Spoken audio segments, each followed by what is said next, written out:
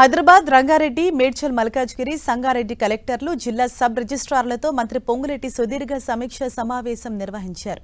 ఈ సందర్భంగా నిషేధిత భూములపై ఆయన క్లారిటీ ఇచ్చారు. 22A జాబితాలో ఉన్న భూములకు సంబంధించి ప్రజలు ఎలాంటి అపోహలు పెట్టుకోవద్దని సూచించారు.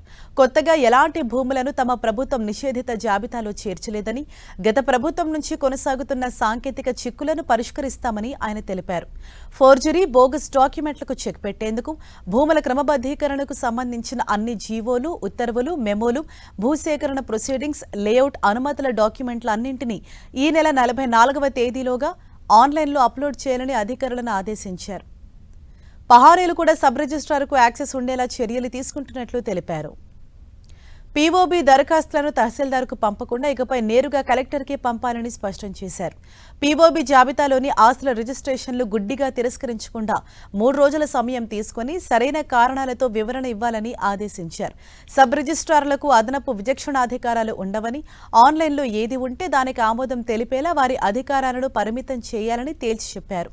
ప్రభుత్వ ఆస్తులను కాపాడే విషయంలో ఎలాంటి రాజీ పడేది లేదని, చిన్న తప్పు చేసినా కఠిన చర్యలుంటాయని మంత్రి హెచ్చరించారు.